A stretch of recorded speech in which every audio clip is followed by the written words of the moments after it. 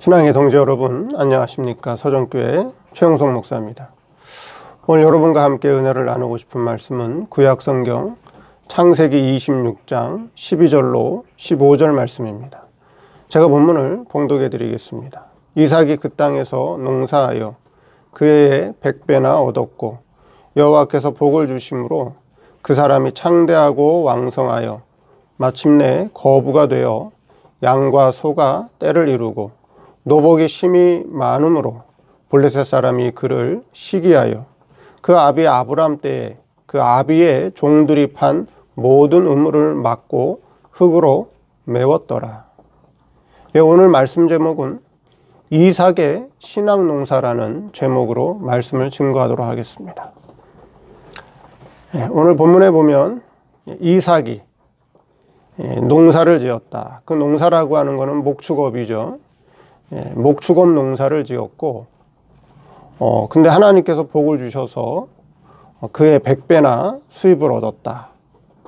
그래서 마침내 거부가 되었고 그 거부가 된 내용을 보니까 양과 소가 그 다음에 종들이 심히 많게 되어서 그 지역에서 같이 살던 블레셋 사람들의 시기를 받게 되었다라고 하는 그런 본문 내용을 가지고 오늘 설명을 하고 있습니다. 그럼 이삭이 지은 그 농사가 오늘 우리들에게 무엇을 계시해 주는지, 그 다음에 그 농사를 지었는데 100배나 수입을 얻었다 하는 것과 거부가 되었는데 그 거부가 된 내용이 오늘 우리에게 신앙적으로 무엇을 교훈해 주시는지 그것을 한번 말씀을 드리도록 하겠습니다. 첫째, 이삭이 그 땅에서 농사 지었다 하는 것입니다. 자, 역사적으로 보면 이삭은 무슨 농사를 지었나요? 오늘 본문에 보니까 유대인들은 논농사라든가 밭농사를 짓는 자들이 아니라 유대인들은 목축업 농사를 짓는 자들입니다. 목축업을 했다 하는 것이죠. 어쨌든 농사를 지었다라고 하는 것입니다. 근데 어디서 농사를 지었느냐 하면 그 땅에서 농사를 지었다. 그렇게 말씀하고 계시죠. 그럼 그 땅은 어떤 땅이죠? 창세기 26장 1절 2절 말씀을 보니까 아브라함 때에 첫 흉년이 들었더니 그 땅에 또 흉년이 들매 이삭이 그랄로 가서 블레셋 왕 아비멜렉에 이르렀더니 여호와께서 이삭에게 나타나 가라사대 애굽으로 내려가지 말고 내가 내게 지시하는 땅에 거하라. 그렇게 말씀하고 계십니다. 그럼 그 땅이라고 하는 것은 가나안 땅이요. 가나안 땅 지역에서도 어떤 지역이냐 하면 블레셋 왕 아비멜렉이 다스리던 그랄 땅, 바로 그랄 땅에서 농사를 지었다라고 하는 것이죠. 자, 그 말씀이 그대로 우리에게 계시가 된다라고 하는 것이죠. 이삭의 농사가 그대로 우리에게 신앙으로 교훈해 주고 있다. 그러면 성도들은 이 땅에 무슨 일을 하러 왔느냐 하는 것이죠. 성도는 이 땅에 무슨 일을 하러 왔죠? 우리 성도들도 이삭과 같이 이 땅에 농사 지으러 왔다라고 하는 것이죠. 무슨 농사요? 신앙 농사 지으러 왔다 하는 것입니다. 신앙 농사 지으러 왔다. 우리 성도는 이 땅에 신앙 농사 지으러 온 자들이다 하는 것을 잊으면 안 된다라고 하는 것이죠. 그런데 이삭이 신앙 농사를 지었는데 신앙 농사가 얼마나 잘 됐느냐? 얼마나 잘 됐죠? 12절 말씀에 이삭이 그 땅에서 농사하여 그 해에 100배나 얻었다. 신앙 농사가 너무 잘 됐어요. 그럼 이삭이 신앙 농사가 이렇게, 그렇죠? 육신적으로는 목축업 농사인데, 자, 오늘날 신앙적으로 보니까 신앙 농사인데 어떻게 이렇게 신앙 농사가 잘 되었느냐 하는 것이죠. 사실 그 땅에 흉년이 들었어요. 흉년이 들었다고요. 흉년이 들었는데 어떻게 해서 이삭은 신앙 농사가 잘 돼서 100배나 얻을 수 있었느냐 하는 것이죠. 오늘 우리는 이 말씀에 주목해 볼 필요가 있다라고 하는 거예요. 이삭이 다른 사람들은 다 흉년을 만나서 어려움을 당하고 있는데 이삭의 농사가 잘 되고 100배나 얻을 수 있었던 비결은 뭘까요? 2절 말씀에, 창세기 26장 2절 말씀에 여호와께서 이삭에게 나타나 가라사대 애굽으로 내려가지 말고 내가 네게 지시하는 땅에 거하라. 여호와 하나님의 말씀을, 그 명령을 지켰다라고 하는 거예요. 그 말씀을 떠나지 않았다는 것이죠.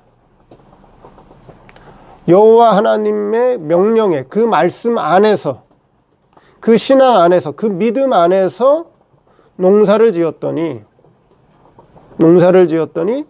농사가 잘 되고 그의 100배나 얻었다는 거죠. 여호와 하나님께서 뭐라 그랬어요? 애굽으로 내려가지 말라. 그 땅에 흉년이 있다고 해도, 가나안 땅에 흉년이 들었어도 애굽으로 내려가지 말라. 그게 여호와 하나님의 명령이라고 하는 거예요. 그 말씀을 지켰다는 거죠. 아브라함 때는 어떻게 했죠? 아브라함 때문에 흉년 만나서 결국 어떻게 됐어요? 애굽까지 내려갔죠. 이삭의 아버지 아브라함 때도 흉년이 들었었는데 점점점 남방으로 내려가서 어디까지 갔어요? 애굽까지 내려가게 됐어요. 그러나 이삭은 여호와의 명령을 지켰다. 그 말씀을 지켰다. 그 말씀 안에서, 명령 안에서 그 말씀을 떠나지 않고 신앙 농사를 지었다는 것이고, 오늘 우리에게 계시해 주는 말씀은 성도의 신앙 농사라고 하는 것은 하나님 말씀 안에서, 그 믿음 안에서, 그 법 안에서,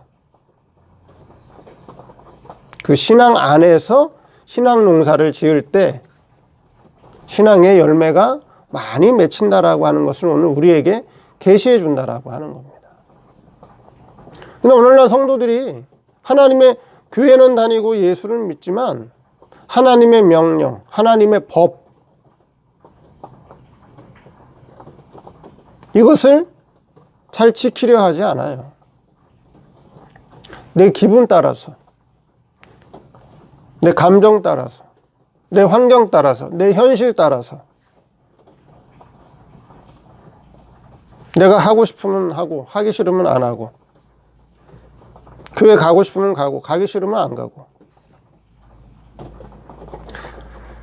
하나님 말씀 안에서, 그 법 안에서, 법 아래서, 믿음 안에서 신앙생활하는 것이 아니라 자기가 주체가 되어서 자기 마음대로, 자기 뜻대로, 자기 하고 싶은 대로, 자기 하기 싫은 대로 그렇게 신앙생활 한다는 거죠. 그러면 신령한 신앙 농사의 풍성한 열매는 기대하기 어렵다는 거죠. 이삭은 자기가 살고 있는 가나안 지역이 블레셋 왕 아비멜렉이 다스리는 그랄 지역이 흉년이 들었지만 그곳을 떠나지 않고 애굽으로 내려가지 않고 여호와 하나님의 명령에 따라서 그 말씀 안에서 신앙과 믿음을 지키고 신앙 농사를 지었더니 많은 수입이 있었다 하는 것을 우리에게 계시해 준다 하는 것을 우리에게 말씀하고 있습니다. 또한 이삭이 살고 있는 그 지역은 누가 다스리고 있죠? 블레셋 왕 아비멜렉이 다스리는 곳이다 하는 거죠. 블레셋 왕 아비멜렉은 하나님을 알아요? 하나님을 잘 모르는 사람이에요. 불신앙으로 사는 사람이에요. 그곳에서 농사 지어라는 거죠. 그곳에서 농사 지어라. 그곳에서 신앙 농사 지어라. 그럼 오늘날 우리 성도들이 신앙 농사 짓는 장소는 어디죠? 1차적으로는 우리 성도들이 신앙생활하고 있는 교회죠. 근데 2차적으로는요, 교회보다 더 많은 활동을 하고 더 많은 생활을 하는 곳은 바로 이 사회라고 하는 거예요. 자기 직장, 자기 학교, 자기 사회생활하는 곳. 그것이 바로 우리의 신앙농사 짓는 장소라고 하는 거죠. 거기에 우두머리, 거기에 사장, 거기에 업주가 누구라고요?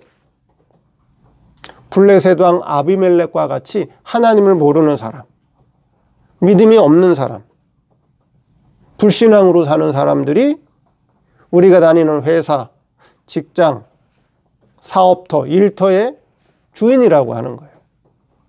그곳에서 뭐 하라고요? 그곳에서 신앙농사 지어라. 그곳을 떠나지 말고 그곳에서 신앙농사를 지어라 하는 것이 여호와 하나님께서 이삭에게 명령하신 말씀이고, 이삭은 여호와 하나님의 명령을 잘 따라서 그곳에서 신앙농사 지었다 하는 것을 오늘 우리에게 계시해 준다.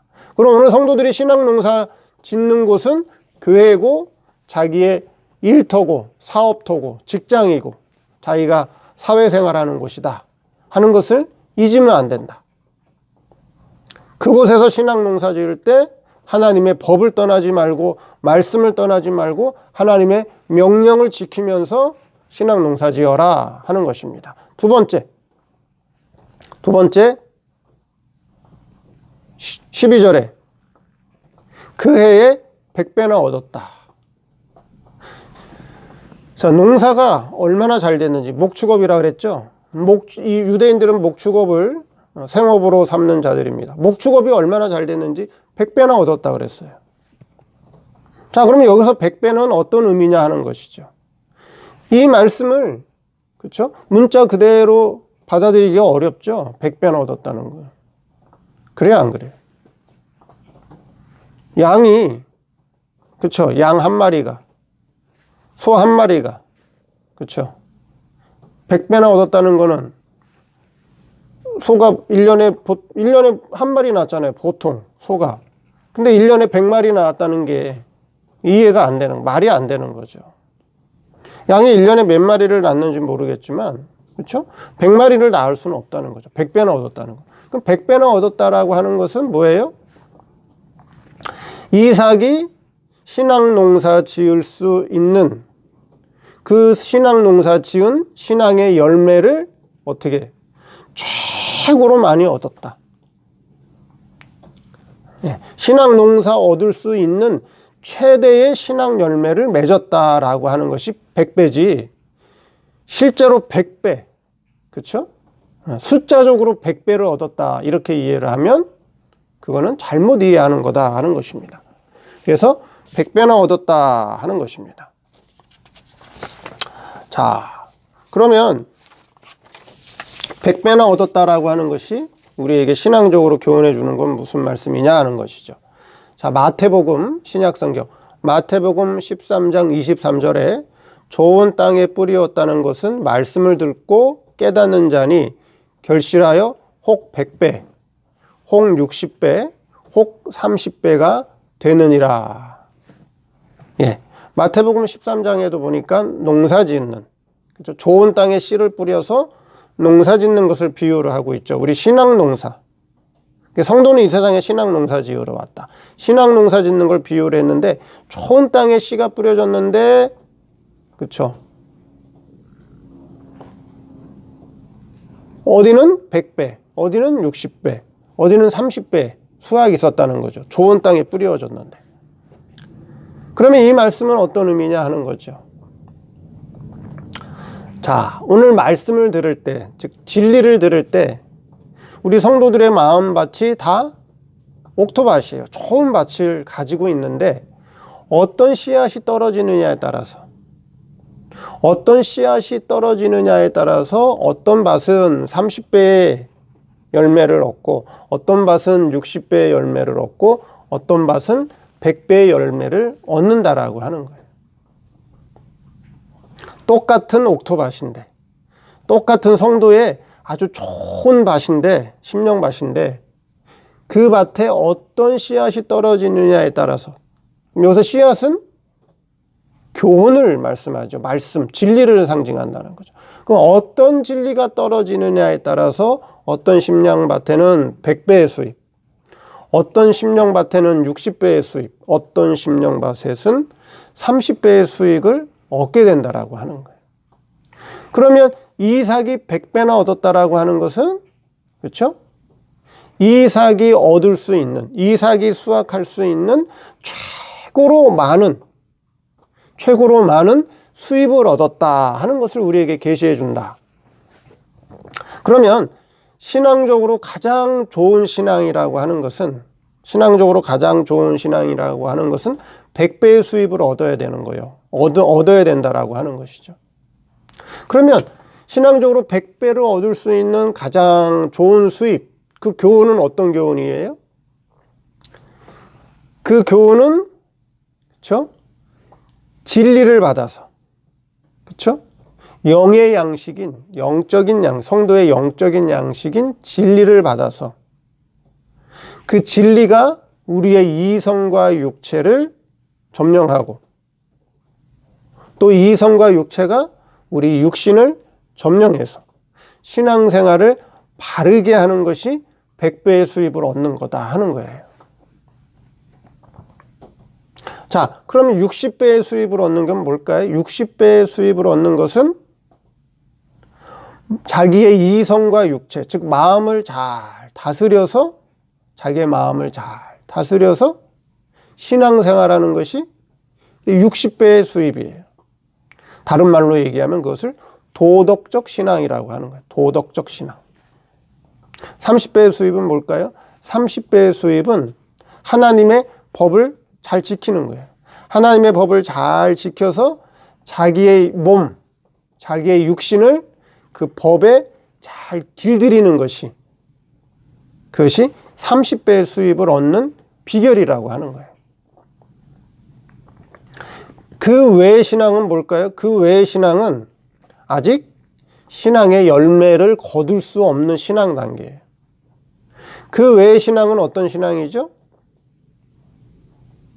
그 외의 신앙은 자기 기분 따라 교회 다니고, 자기 환경 따라 교회 다니고, 자기 현실 따라 교회 다니고, 자기 육신의 욕심을 이루기 위해서, 자기의 이성적 욕망을 이루기 위해서, 또 어떤 사업 목적으로 교회를 다니고, 연애 목적으로 교회를 다니고, 사람과의 어떤 관계를 맺기 위해서 교회를 다니는 그런 믿음과 그런 신앙은 아직 신앙의 열매를 맺을 수 없는, 그렇죠?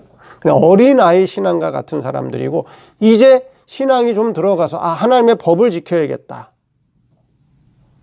하나님의 율법을 지켜야겠다, 하나님의 말씀은 하라는 명령, 하지 말라는 명령으로 되어 있구나, 하나님의 법을 지켜서 내 몸을 제어하는 것, 길들이는 것, 그게 법적 신앙이라고 하는 것. 두 번째는 도덕적 신앙으로서 하나님의 말씀을 통해서 내 마음을 잘 다스려서 좋은 일을 하고 다른 좋은 사람들과 좋은 관계를 맺는 것, 그게 도덕적 신앙이라고 하는 것이고요. 세 번째는 진리를 깨닫고 그 진리의 근거에서 신령한 신앙생활을 하는 자들, 그 신령한 신앙생활을 하면서 자기의 이성을 점령하고 자기 마음을 점령하고 그 마음이 육체를 점령해서 신앙생활을 바로 하는 것이, 그게 신령한 열매를 하는 비결이다 하는 것을 우리가 깨달아야 된다라고 하는 것이죠. 그래서 100배, 60배, 30배. 법적인 신앙, 도덕적인 신앙, 신령한 신앙은 신앙의 열매가 있어요. 그거는 신앙의 열매가 있는 자들이에요. 그 외에는요, 자기 욕심을 이루기 위해서, 자기 사업을 위해서, 그렇죠? 연애 목적으로, 자기 기분 따라서, 자기 환경 따라서 신앙생활하는 것은 아직 신앙적 열매가 없다라고 하는 거예요. 근데 이삭이 100배나 얻었다라고 하는 것은 뭐라고요? 이삭이 얻을 수 있는 가장 많은 수입,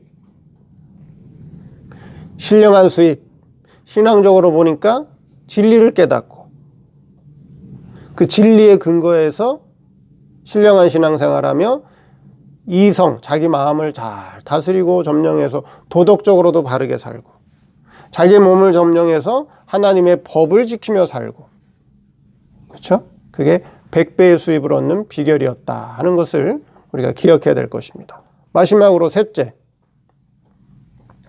양과 소와 노복이 심히 많았다.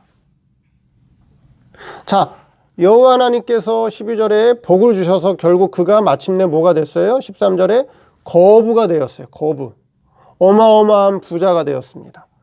그 어마어마한 거부, 부자가 된 내용이 뭐냐? 양과 소와 종이 심히 많게 되었다라고 하는 것이죠.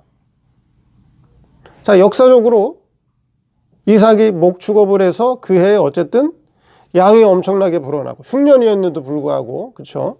그 땅에 흉년이 들었는데도 불구하고 엄청나게 양이 불어나고 소가 불어나고 종들이 엄청나게 많이 불어나게 됐어요. 그것이 오늘 우리에게 신앙적으로 주시는 계시의 말씀이 뭐냐? 성도의 신앙 농사라고 하는 건 뭐예요? 성도의 신앙 농사.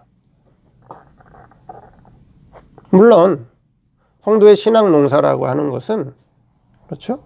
뭐 교회에서 열심히 충성하고 봉사하고 전도 많이 하고 뭐 교회도 세우고 선교도 나가고 하는 것도 신앙의 열매라고 할 수 있지만, 진정한 성도들의 신앙 열매는 예수 그리스도에 뭘 담는 거죠? 예수 그리스도의 인격을 담는 거예요. 예수 그리스도의 성품을 담고 예수 그리스도의 인격을 담고, 그래서 우리의 신앙의 인격이 조금씩 변화되는 거. 그게 진정한 신앙 농사고, 그게 신앙 농사의 열매라고 하는 것인데, 근데 오늘 본문에는 그 신앙 농사의 결과로서 양과 소와 그 다음에 종이 심히 많게 되었다. 그러면 우리 성도에게 있어서 양이라고 하는 게 뭐냐 하는 거죠. 양이 많았다. 그러면 성경의 양은 어떤 용도로 사용되죠? 양은 하나님께 희생제물로 드리는 것이 바로 양이에요. 그렇죠? 하나님께 드리는 가장 좋은 희생제물이 바로 양입니다. 양.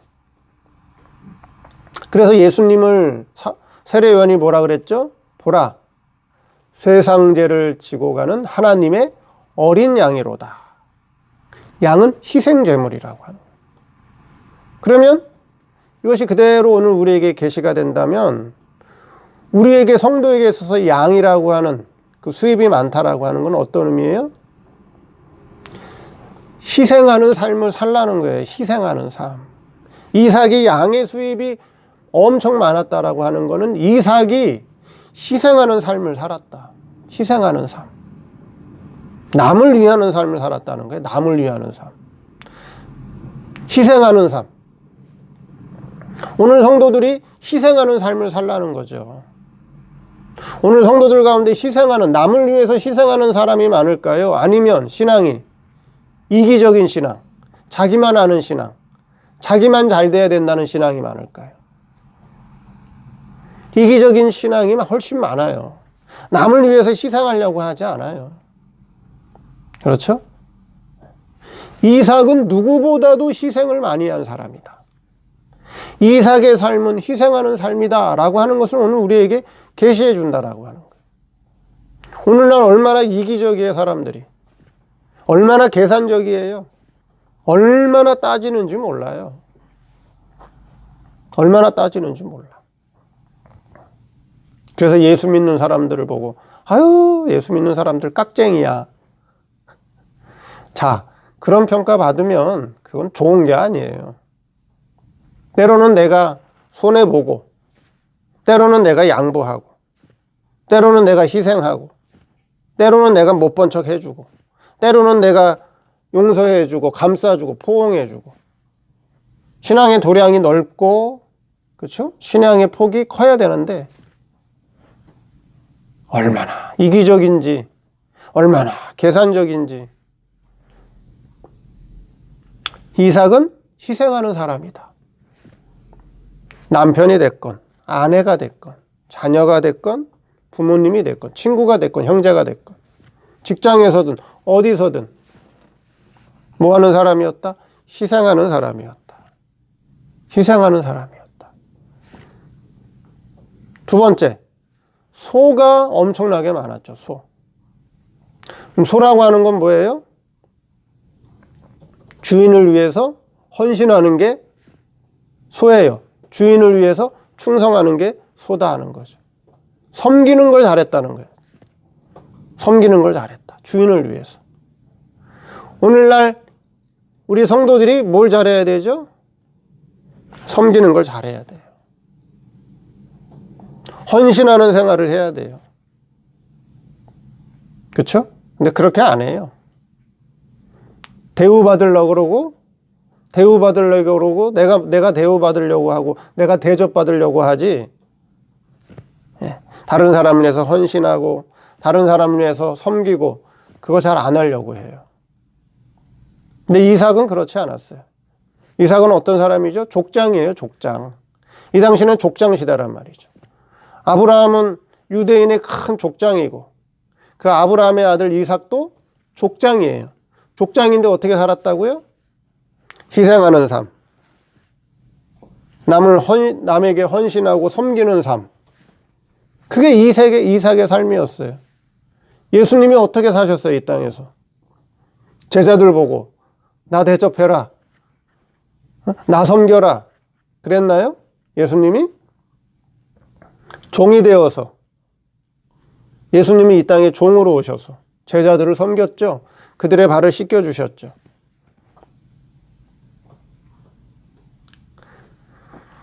참 성도의 신앙 농사는 이와 같다는 거예요. 나가서 뭐 전도 많이 해라, 헌금 많이 해라, 교회 많이 세워라, 해외 나가서 선교해라, 교회 지어라, 교회 세워라, 그거 아니에요. 성도의 신앙 농사는 예수님과 같이, 이삭과 같이 다른 사람을 위해서 희생하고 다른 사람을 위해서 섬기고 헌신하는 삶. 그게 소가 많았다는 거죠. 세 번째, 또 뭐가 많았어요? 종이 엄청나게 많았다는 거죠. 종은 누구를 위해서 살아요? 종이 하는 일은 다 누구를 위해서 하는 일이에요? 자기 목적을 이루기 위해서, 자기 뜻을 위해서 일을 하는 게 종인가요? 아니면 주인의 뜻을 받들어서 주인의 뜻을 이루어 드리면서 사는 것이 종인가요? 종은 자기 뜻, 자기 욕심을 이루기 위해서 일하지 않아요. 주인의 뜻을 받들어서 주인의 뜻을 이루어주기 위해서 일을 하는 게 종이에요. 그와 같이 이삭의 삶은, 그렇죠? 이삭의 삶은 하나님 아버지, 내 영혼의 주인이신, 내 인생의 주인이신 하나님 아버지의 뜻을 받들어서, 그 뜻을 깨닫고 그 뜻을 받들어서 그 뜻을 이루어드리는 삶을 사는 것이 바로 이삭의 삶이라고 하는 것이, 그것이 종이 힘이 많았다라고 하는 것으로 우리에게 계시해 준다라고 하는 거예요. 그럼 성도의 삶이라고 하는 것은 자기를 위한 삶이 아니에요. 자기의 뜻을 이루기 위한 삶이 아니라 우리의 주인 되시는 하나님 아버지, 주님의 뜻을 헤아리고 주님의 뜻을 깨달아서 주님의 뜻을 이루어드리는 삶이, 그것이 참 신앙 농사를 짓는 삶이다 하는 거예요. 그게 이삭의 삶이고 오늘 우리의 성도의 참 신앙생활의 모습이다라고 하는 것을 오늘 우리에게 계시해 준다 하는 것이죠. 자, 오늘도 이 말씀을 통해서 우리도 이삭과 같이 신앙 농사를 잘 지어서 마침내 신앙의 거부가 되는, 신앙적 거부가 되는 그런 저와 여러분 되기를 바랍니다. 감사합니다.